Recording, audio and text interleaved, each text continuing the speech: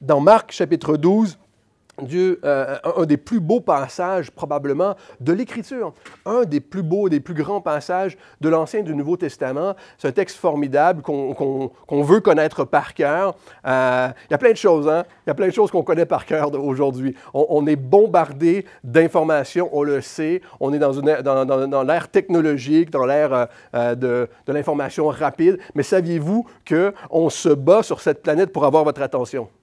On se bat littéralement pour avoir votre attention, pour vous s'accaparer votre attention et prendre le centre de vos intérêts et en faire l'objet de votre propre louange. Vous savez, on cherche votre attention sur cette planète, dans cette ère technologique, pour faire une chose, c'est pour vous mettre vous-même au centre de votre propre priorité. Et le texte qu'on a dans Marc chapitre 12 aujourd'hui va nous poser cette question-ci très simple. Est-ce que le Seigneur est au centre de votre vie? Est-ce que le Seigneur est la priorité de votre vie? Ou peut-être, hein, comme le monde s'acharne à trouver l'attention, est-ce que vous êtes au centre de votre priorité? Lisons ensemble Marc chapitre 12, verset 28.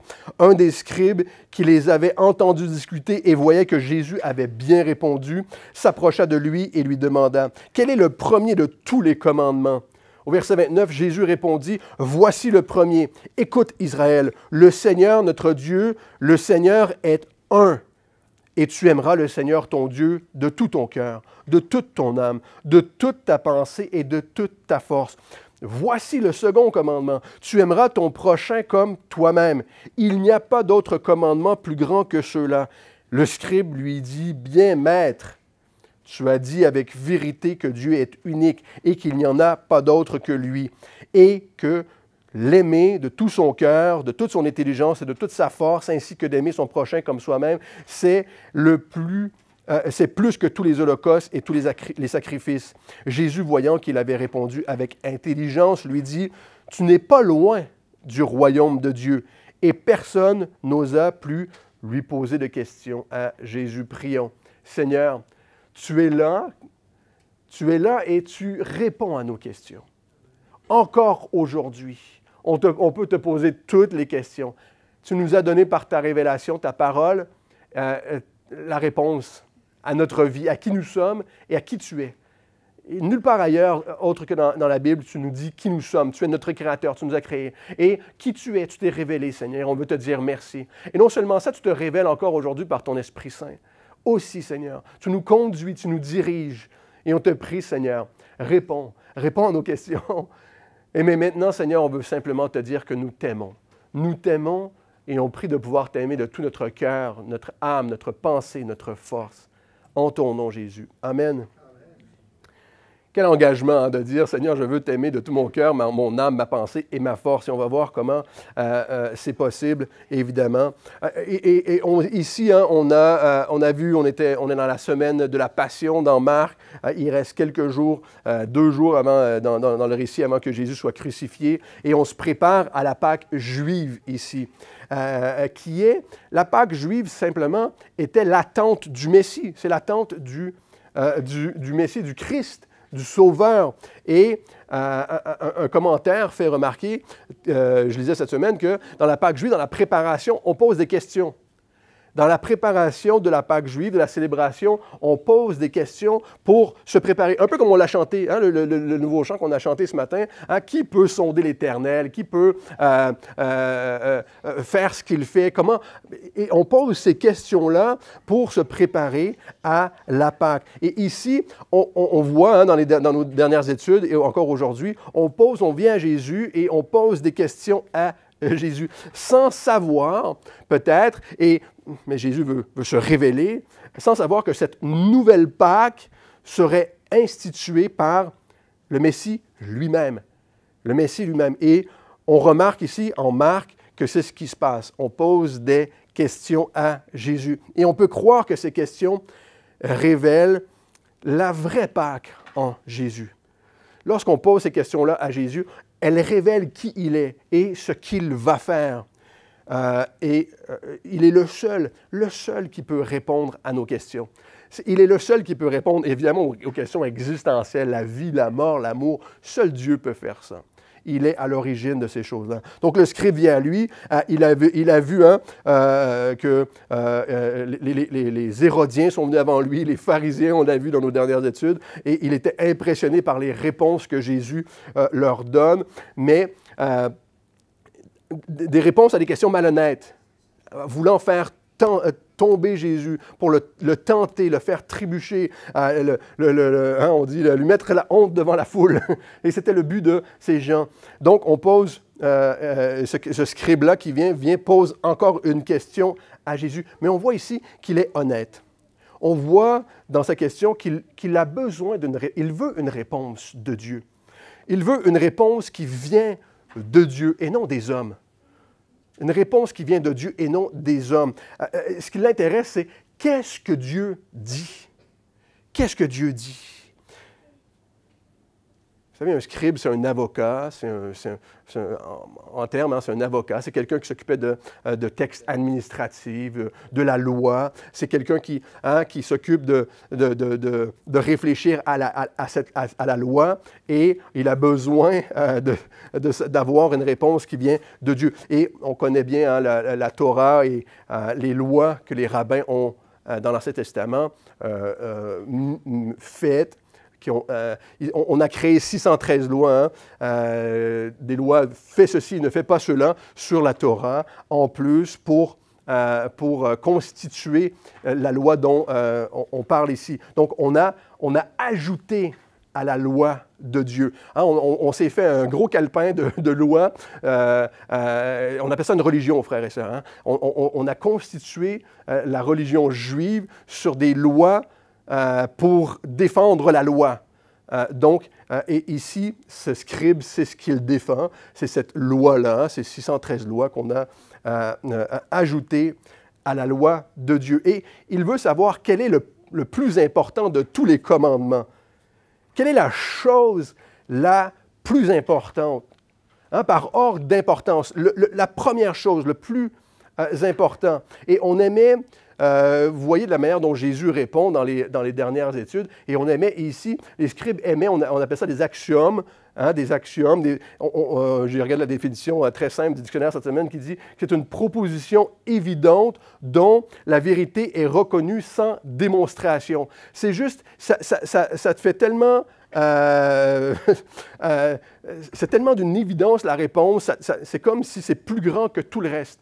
C'est comme si ça prend la place. La réponse que l'on donne, un axiome, c'est quelque chose, c'est une réponse. Tu n'as pas besoin de le démontrer. Ce que tu viens de dire bouleverse tout le reste. Et c'est ce genre de réponse que le scribe cherche de la part de Jésus pour tester sa sagesse, son intelligence. Quel est le plus grand des commandements? Et Jésus répondit, « Voici le premier. Écoute Israël, écoute. Le Seigneur, notre Dieu, le Seigneur est un. Tu l'aimeras de tout ton cœur, de toute ton âme, de toute ta pensée et de toute ta force. » Donc, ce scribe est intéressé par ce que dit Dieu. Et vous savez, la Bible, la parole de Dieu, est la seule révélation de Dieu sur la planète. Il n'y a pas d'autre révélation de Dieu. On a créé des religions, on a fait des lois, on a bâti des systèmes religieux, mais la Bible est le seul endroit où Dieu se révèle lui-même. Et Jésus, c'est ainsi qu'il dit, « Écoute, Israël. » Il reprend une des formulations les plus présentes dans la Bible où Dieu parle et il dit, « Écoute ce que Dieu dit. Écoute ce que Dieu dit. Le Seigneur, notre Dieu, le Seigneur est un. » On l'a mentionné, je l'ai mentionné dans la prière. C'est Jean Calvin qui disait dans son introduction à l'institution chrétienne, c'est une des citations que je préfère, il disait, c'est la seule façon de connaître. Dans la Bible, c'est la seule façon de connaître qui est l'homme et qui est Dieu. Parce que Dieu révèle qui tu es. Il est ton créateur. Il te dit qui tu es ici. Et il se révèle lui-même. Il te dit qui il est. Et il dit qu'il est un.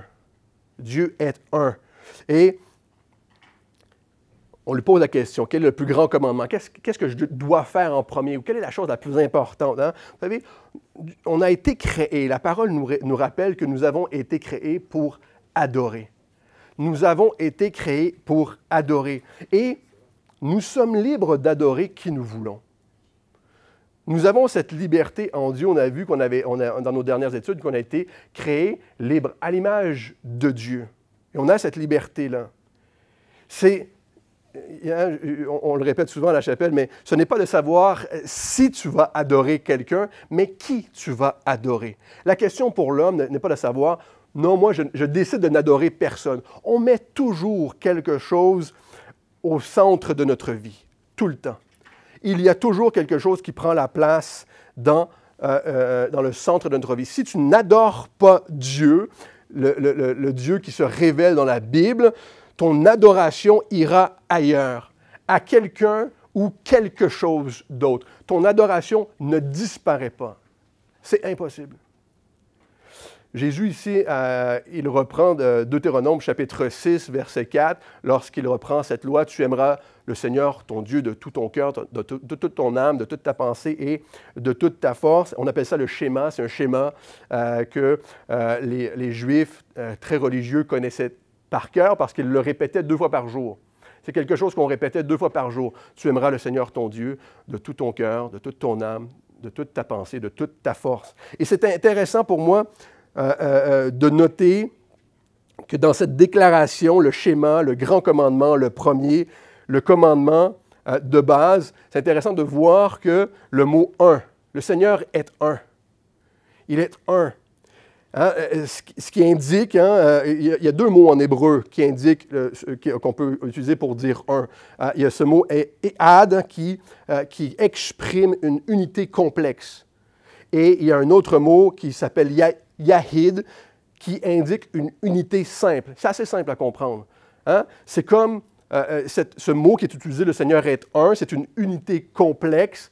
Ce serait comme de dire, vous avez une main, mais dans cette main, il y a plusieurs doigts. Et c'est le mot que Jésus utilise ici pour parler, évidemment, de Dieu le Père, le Fils et le Saint-Esprit. Et c'est un Dieu complexe. C'est un Dieu qui se révèle, évidemment, de cette manière. Et ainsi, donc, notre Seigneur est une unité, une unité complexe, et il est un seul Seigneur. Il est un seul Seigneur. Et Jésus dit, la première chose, la plus importante, ce que vous devez connaître, c'est le Dieu vivant, un, véritable dans toute sa complexité. Vous pouvez connaître le Seigneur, le seul, un. Et ensuite, tu l'aimeras. Tu aimeras le Seigneur, ton Dieu. Tu te l'approprieras. Paul, lorsqu'il parle de l'Évangile dans 1 Corinthiens 15, il s'approprie. Mon Dieu. Il s'est approprié l'Évangile. Il s'est approprié le message de Dieu pour lui. Tu adoreras ton Dieu de tout ton cœur, de toute ton âme, de toute ta pensée et de toute sa force. Dans cette réponse, Jésus implique que Dieu ne se contente pas d'une seule partie de ton amour pour un certain temps. Une petite partie de ton amour pour un temps seulement, que ce soit sur une période donnée ou dans ta vie. Hein? On aime bien dire, les chrétiens, ce n'est pas que le dimanche qu'on célèbre le Seigneur, c'est toute la semaine. Hein? Ce que l'on fait ici, c'est la représentation de ce que l'on devrait faire toute la semaine. Écouter la parole de Dieu, célébrer, être en communion fraternelle, c'est quelque chose qu'on devrait faire. Mais que ce soit sur un temps court ou sur toute ta vie, le Seigneur ne se contente pas d'une petite partie de ton amour pour un temps seulement, mais de tout notre amour pour tout le temps. C'est ce qu'on appelle l'adoration. L'adoration, l'amour dont Jésus nous parle. Et cet amour implique tout l'être, tout ce que nous sommes, sans être divisé. Et c'est bien la réponse que Jésus va faire aux scribes ici, sans être partagé dans son être, sans être divisé, hein, peu importe comment on veut diviser l'être. Moi, je pense qu'on est un être complet et Dieu nous a créé d'un être complet. Nous sommes aussi une unité complexe, frères et sœurs, à l'image de Dieu. Et certains regardent à Dieu et ne voient que la loi, n'ont appris que la loi. Et donc, on révère Dieu, on vient à Dieu, on l'aime à cause de la loi. Et on s'intéresse à ça seulement. Vous savez, d'autres regardent la parole de Dieu et ne voient que des doctrines. Ne voient que des doctrines. Et donc, hein, leur expérience de Dieu ne passe que par la doctrine de Dieu. D'autres ont rencontré Dieu par des expériences émotionnelles, spirituelles, et ne connaissent Dieu et n'ont pas connu Dieu d'une autre manière que par des expériences extraordinaires ou émotionnelles. Mais toutes ces choses sont bonnes. Toutes ces choses, tout ce qui touche à l'être, de la manière dont on peut connaître Dieu, ce sont des choses bonnes. Et Dieu veut ça, veut avoir une expérience complète avec nous. Il veut qu'on ait une relation complète avec lui. Mais aucune d'entre elles n'est séparée les unes des autres. On doit expérimenter Dieu de cette manière pleinement pour avoir une relation complète et pleine avec notre Seigneur. Et j'espère que ça fait du sens pour vous aujourd'hui. Dieu désire une relation qui vient du cœur, de l'âme, de la pensée et de la force. J'espère que c'est un message d'encouragement pour vous aujourd'hui. Dieu désire, c'est son désir d'avoir une relation qui vient de ton être entier, ton cœur, tes pensées, ton âme et ta force. Et cette loi d'amour complet, vous savez, lorsqu'il s'adresse au scribe, il sait de quel rapport ce scribe a avec Dieu. Peut-être par la pensée, la loi, peut-être par la doctrine, peut-être par l'expérience quelconque. Mais il sait, Jésus sait que c'est le seul moyen d'avoir une relation complète d'amour, une réelle relation d'amour avec lui. Et c'est la seule manière de ne pas être légaliste, de ne pas vivre, d'avoir une vraie vie de dévotion avec lui, de pouvoir s'arrêter en prière, d'avoir une conversation avec Dieu, par sa parole, par son esprit. Et ensuite, que ça puisse déborder dans ton action, dans ta force. Que ça puisse déborder, avoir une vraie relation avec Dieu pour que ça puisse être démontré. On ne veut pas tomber dans une routine où on garde que quelques petites règles et on s'en satisfait. Juste quelques petites règles, puis on se satisfait. Moi, j'ai ma relation avec Dieu, j'ai fait mes 2-3 petits rituels, et ça, c'est ma relation avec Dieu. On ne veut pas ça. On veut une relation complète avec lui. J'espère que c'est le désir de votre cœur ce matin. Vous savez, aime le Seigneur, ton Dieu, de tout ton cœur. Je vais le répéter, de tout ton cœur, de toute ton âme, ta pensée et ta force. C'est une loi. C'est une loi, Dieu le donne comme un commandement, mais une loi, dans l'idée, ne doit pas être transgressée. Et c'est là où ça nous bug un peu, parce qu'on se dit, mais c'est pratiquement impossible ce que Dieu me demande de faire. Alors, et la loi, à quoi sert la loi? La loi sert à démontrer que par tes propres forces, tu ne peux pas y arriver. La loi, elle sert à ça. Que nous sommes coupables, incapables d'accomplir pleinement la loi. Alors, est-ce que ces hommes qui posent des questions à Dieu rhétoriques, ils veulent des réponses sages, est-ce que, ou peut-être même nous dans notre vie, lorsqu'on pose des questions à Dieu, ou on se pose des questions sur Dieu, est-ce que on peut dire que nous avons un amour indéfectable pour Dieu, qui n'est pas dilué, qui est complet, qui implique l'être entier? C'est implicite dans la réponse de Jésus. 1 Jean, chapitre 4, verset 19, je vous le lis, nous rappelle quelque chose d'essentiel. Et on l'a vu dans nos dernières études, on se le répète encore ce matin. Pour nous, nous aimons le Seigneur parce que lui nous a aimés le premier. Sans l'amour de Dieu pour toi, tu ne peux pas obéir à cette loi. C'est impossible. Pour qu'on puisse réaliser cette loi, on doit comprendre qu'elle est une réponse à la grâce de Dieu. Aimer le Seigneur de tout son cœur, de toute son âme, de toute sa pensée et sa force est une réponse à l'amour de Dieu. Je ne suis pas capable d'aimer Dieu de la manière dont je devrais aimer Dieu, et plus que ça, de la manière dont je voudrais aimer Dieu. Lorsque ça devient un désir, on le sait, lorsque ça devient un désir, quelque chose que je voudrais faire, on sait qu'on est dans une relation. On sait qu'on est dans une relation, on sait qu'il y a quelque chose, je veux t'aimer davantage. Je veux passer du temps avec toi davantage. Je veux avoir une relation encore plus profonde avec toi. Je veux aimer Dieu plus lorsque je reconnais, écoutez ceci, la grandeur de son amour. Plus je réalise la grandeur de l'amour de Dieu dans ma vie, envers moi, lorsque je reconnais mon besoin de lui, mon désir change et je désire à mon tour l'aimer davantage. Plus je reconnais sa grandeur, plus je l'aime et plus je reconnais la valeur de ce qu'il m'a donné, la valeur de son amour, de ce qu'il m'offre, qu'il veut sauver ma vie. Moi qui étais loin de lui, c'est notre désir. C'est notre choix, frères et sœurs, d'adorer qui nous voulons. Mais lorsque notre désir est d'adorer Dieu, de répondre à sa grâce, lorsque je reconnais la valeur de ce qu'il m'offre, je veux l'aimer davantage. Et le Seigneur nous permet. Si tu trouves que c'est beaucoup d'aimer Dieu, ça peut être débordant ce matin de dire, oui, mais c'est beaucoup pour moi, c'est un lourd commandement. D'aimer Dieu de tout mon cœur, mon âme, ma pensée, ma force. Demande-toi de quelle manière Dieu a démontré son amour envers toi. Demande-toi, si c'est beaucoup pour toi de lui offrir ta vie, demande-toi ce qu'il t'a donné. 1 Jean chapitre 4, verset 10 continue, nous dit qu'il nous démontre son amour. Dieu nous démontre son amour en nous donnant son Fils Jésus qui s'est livré à la croix pour nous. Il a démontré son amour.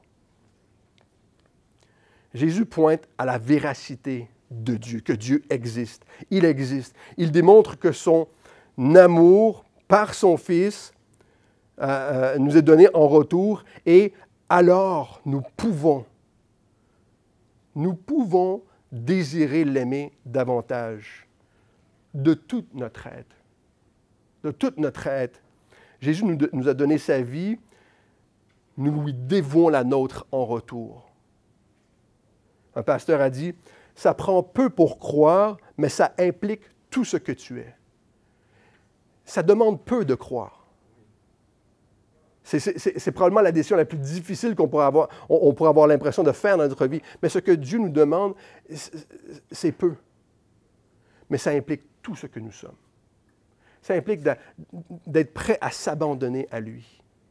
De lui dire, voici ma vie, prends le contrôle de ma vie. Prends le contrôle de mes pensées. Remplis mon cœur de cet amour, mes pensées, mon âme. Ça implique de mettre Dieu au centre de votre vie, afin d'avoir une relation personnelle avec lui. Et ainsi, tu aimeras le Seigneur, ton Dieu. Aimer son Dieu n'est pas que de lui laisser une place dans ta vie, mais la première place dans ta vie, la place la plus importante. Il devient ta priorité. C'est une chose qu'on a de la difficulté à faire, les chrétiens du 21e siècle, avec toute cette attention qui nous arrache, c'est de faire de Dieu notre priorité. Est-ce que ta relation à Dieu est ta priorité chaque jour de ta vie? Si le Seigneur n'est pas au centre de votre vie, qu'il n'est pas votre priorité, ce n'est pas votre priorité de l'aimer de tout votre cœur, de votre âme, de votre pensée, de votre force, c'est que votre relation personnelle avec lui ne va pas. C'est qu'il y a quelque chose qui ne va pas. Et votre relation avec lui n'est pas ce qu'elle devrait être. Jésus dit, c'est le premier commandement, le premier, le plus important. Il n'y en a pas d'autre. Un autre commentaire disait, ce que Jésus implique est que Dieu devient l'objet de mon adoration et le centre de tout mon être. Et je suis dirigé à lui rendre gloire. Je fais de ma vie, elle est centrée sur, mon désir est de rendre gloire à Dieu. Et ce qui en résulte est que mon cœur, mon âme, mes pensées, mes émotions, tout ce qui me compose s'aligne avec sa volonté. S'aligne. Et mes actions aussi. Ma force, ma force, mes actions désirent le servir. Le servir. C'est aussi la seule manière, c'était la seule manière de ne pas être légaliste, de vivre avec quelques petits rituels et dire on a une relation avec Dieu, mais c'est aussi la seule manière de ne pas être centré sur nous-mêmes. C'est la seule. Le monde veut que vous preniez soin de vous-même, frères et sœurs. Prenez n'importe quel message d'espoir sur la planète, n'importe quelle pub à la télé, sur YouTube, on veut être centré sur vous-même. Vos économies, moi, il y en a une pub qui me passe sur YouTube tout le temps, là, comment investir dans l'immobilier. Je ne sais pas pourquoi. Hein? Comment, toi, tu vas pouvoir, toi. Il y en a un autre, c'est comment faire des abdos en... Je ne cherche pas à faire des abdos, ça vient tout ça. Mais c'est toujours centré sur vous-même. Aimer Dieu de tout son cœur, faire de lui sa priorité. Vouloir le servir, l'aimer de tout son être est la seule manière de ne pas être centré sur soi. Tu t'enlèves du trône de ta vie et tu laisses le Seigneur prendre la place sur ce trône-là. Il y a un trône dans votre cœur, frères et sœurs. Il y a un trône dans notre cœur où Jésus attend de prendre la place. Mais tant que nous sommes sur ce trône, il n'y est pas. Aime Dieu par-dessus tout, par-dessus toute chose. Dieu doit devenir le centre de notre existence. Le centre de notre vie, de notre existence, de tout ce qui nous comporte. La vie de tout homme et femme tourne autour d'un centre quelconque. Pasteur Chuck Smith disait, la vie de chaque homme a un centre et il est important que vous regardiez en vous-même pour découvrir quel est le centre de votre vie. Autour de quoi votre vie tourne-t-elle? Peut-être depuis un petit moment, peut-être depuis très longtemps. Jésus nous dit que l'amour que l'on veut avoir pour Dieu n'est pas que pour un petit moment ou un petit instant, mais pour tout le temps et tout notre être. La plupart des gens sont centrés sur eux-mêmes. Centrés sur eux-mêmes. Le livre d'Ecclésiaste nous donne l'exemple.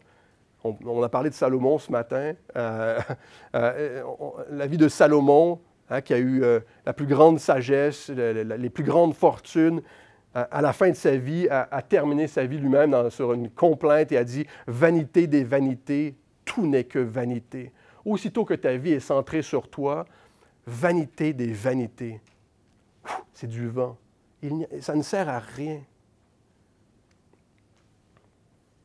Et aussi cet amour a une autre implication. Jésus va nous donner une autre implication. Cet amour, cette implication, Jésus nous dit, c'est d'aimer son prochain comme soi-même. Et si on ne trouve pas premièrement l'amour en Dieu, ce qui suit est impossible. Aimer les autres, c'est impossible. C'est impossible. C'est improbable. Si on ne trouve pas premièrement l'amour en Dieu, avoir mis le Seigneur au centre de notre vie.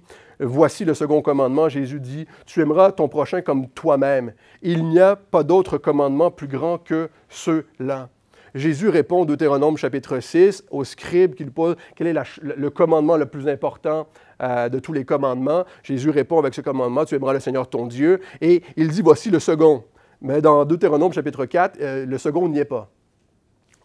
Tu aimeras le Seigneur ton Dieu de tout ton cœur, de toute ta force, de toute ta pensée.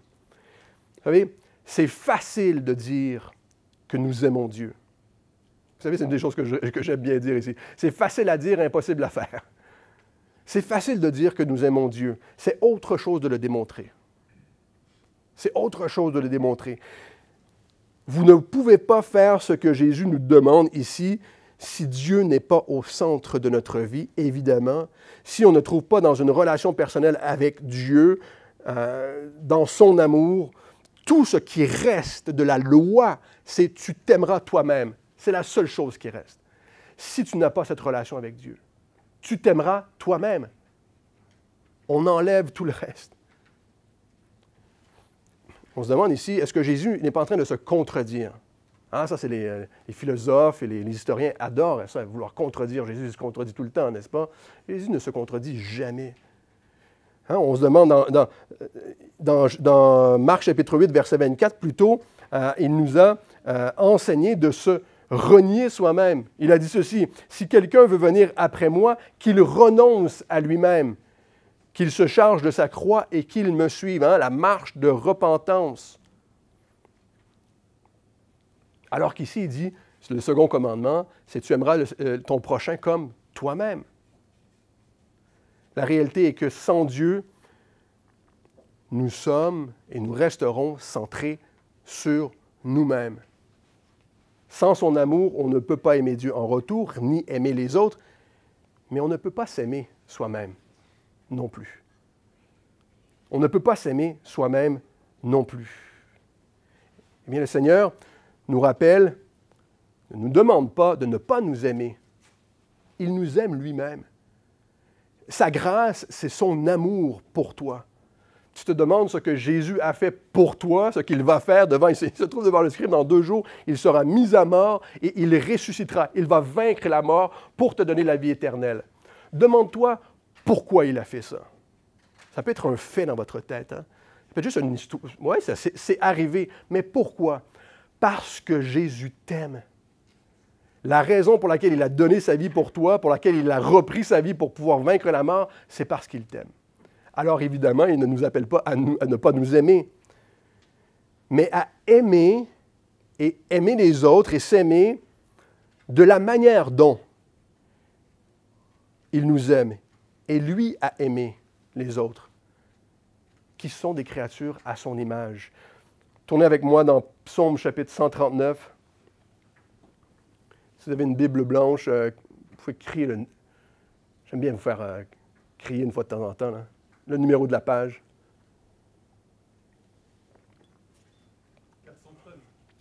413. Psaume 139, verset 14. Dieu ne nous appelle pas à ne pas nous aimer, à ne pas aimer les autres, à ne pas aimer Dieu. Ça, c'est le monde. Et on le fait à l'inverse. Hein? Vous savez quoi? Le monde vit à l'inverse. Jésus dit, aime ton Dieu, aime ton prochain comme toi-même. Le monde fait le contraire. Aime-toi toi-même et peut-être que tu auras d'énergie un petit peu pour les autres, puis Dieu, ben, basta. Hein? C'est à peu près ça la logique du monde. Dieu nous appelle aussi à nous aimer, évidemment. Psaume 139, verset 14. « C'est toi qui as formé mes reins, qui m'as tenu caché dans le sein de ma mère. Je te célèbre, car je suis une créature merveilleuse. Tes œuvres sont des merveilles, et mon âme le reconnaît bien. » Répétez avec moi ce matin. Répétez, je vais vous faire travailler. C'est la première fois, là, c'est rare. Répétez avec moi. « Je te célèbre, car tu es merveilleux. » Répétez après moi. « Je te célèbre, car les autres sont des créatures merveilleuses. » Répète après moi. Dernière fois. « Je te célèbre, car je suis une créature merveilleuse. » J'espère que vous le croyez ce matin, que le Seigneur vous aime, qu'il nous appelle à aimer les autres et qu'il nous appelle à nous aimer nous-mêmes, à reconnaître qui nous sommes, créatures de Dieu. C'est un effet de cause, frères et sœurs. Aime ton Dieu de tout ton être, et tu pourras aimer ton prochain, et tu pourras t'aimer toi réellement. Tu pourras trouver une vraie valeur au plan de Dieu. Une vraie valeur non seulement pour son plan, un plan pour ta vie, un plan pour la vie des autres aussi. Tu te demandes pourquoi les chrétiens, on est fous, nous. Hein? On aime les autres tout le temps. Mais qu'est-ce qu'on a? Le monde, on saoule le monde. Mais il nous aime tout le temps. Quelqu'un m'a dit cette semaine, un homme m'a dit, on fait de l'évangélisation dans la rue, m'a dit, c'est pas un peu démodé, ça, l'amour de Dieu? Pas un peu passé mode? Quelqu'un d'autre m'a dit, hein, c'est pas très réalistique en fait. Hein, c'est pas très réaliste cet amour. Le fait que Jésus est mort à la croix et ressuscité par amour, on a entendu ça. Si tu veux trouver une vraie valeur, quelqu'un qui t'aime plus que tout, qui donne une valeur à ta vie, c'est en Christ. Et en Christ seulement, en Jésus seulement. Romains chapitre 13, verset 8, je vous le lis. On va terminer, pas tout de suite, encore quelques minutes. Ne devez rien à personne, si ce n'est de vous aimer les uns les autres, car celui qui aime les autres accomplit la loi. En effet, les commandements, tu ne commettras pas d'adultère, tu ne commettras pas de meurtre, tu ne commettras pas de vol, tu ne commettras pas de faux témoignages, tu ne convoiteras pas, tu n'auras pas d'autres commandements qui se résument dans cette parole.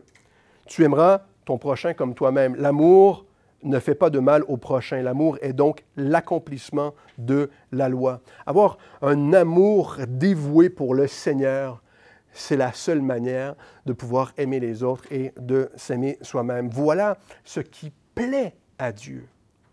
Jésus dit, il n'y a pas de commandement, d'autres commandements plus grands que ceux-là. Quelqu'un a dit, en fait, on peut se poser la question, qu'y a-t-il de plus grand que ces commandements? Si ce n'est pas assez mode l'amour de Dieu, si ce n'est pas réaliste, dites-moi ou dites-vous, qu'est-ce qui est plus grand que ces commandements? Le scribe lui dit, bien, maître, tu as dit, Marc chapitre 12, verset 32, tu as dit avec vérité que Dieu est unique, qu'il n'y en a pas d'autre que lui. Il répète ces choses-là. Ça fait tellement du sens pour lui. Il voit vraiment que ça vient de Dieu. Et donc, il répète ces choses-là. Jésus voyant, et il va ajouter, ainsi que d'aimer son prochain soi-même, c'est plus que tous les holocaustes et les sacrifices. C'est plus que la routine, les rituels religieux. Jésus, voyant que cet homme avait répondu avec intelligence, lui dit, « Tu n'es pas loin du royaume de Dieu. » Le message de Jésus avait eu un impact sur lui, évidemment, favorable. Ça l'a fait réfléchir. Et il réfléchissait probablement honnêtement. C'était sur le point de dépasser sa pensée. C'était sur le point, presque sur le point de dépasser sa pensée et de l'enrichir. Ça lui plaisait parce que ça enrichissait ce qu'il connaissait déjà, ce qu'il pensait déjà connaître de Dieu. C'était sur le point de toucher son cœur. C'était sur le point de toucher son âme. La connaissance de Dieu et qu'il n'y en a pas d'autre que lui, est la priorité. Et le scribe comprend que de l'aimer de tout son cœur, de toute sa pensée, sa force, son âme, ça commençait à prendre du chemin.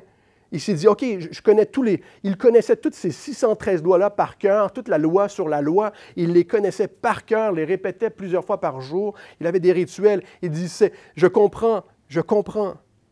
Jésus, voyant qu'il avait répondu avec intelligence, lui dit, tu n'es pas loin du royaume de Dieu. Tu n'es pas loin.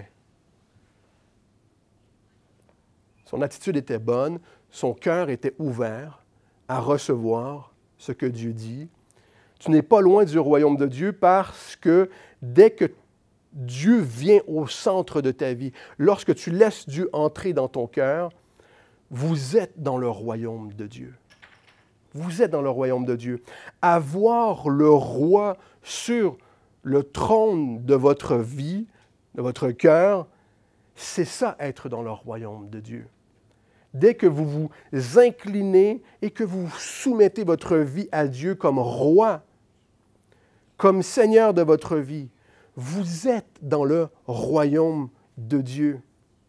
Si vous êtes assis sur ce trône-là, que vous êtes centré sur vous-même, sur votre pensée, sur vos rituels, sur vos efforts, ma force, Jésus ne peut pas prendre la place qui lui revient. On n'atteint pas Dieu par la compréhension, frères et sœurs.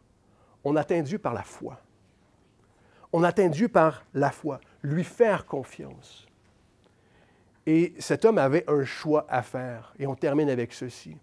Il avait un choix à faire. Que ce soit le scribe ici, dans Marc chapitre 12, on a vu l'aveugle qui a recouvert la vue, celui qui a reçu un miracle dans sa vie. Que ce soit la femme cananéenne qu'on a vue dans Marc, qui a cherché tous les dieux sans jamais rien trouver toute sa vie, mais lorsqu'elle a rencontré Jésus, ça vaut pour nous aussi aujourd'hui. Ce choix que nous avons à faire de mettre Jésus sur le trône de notre vie.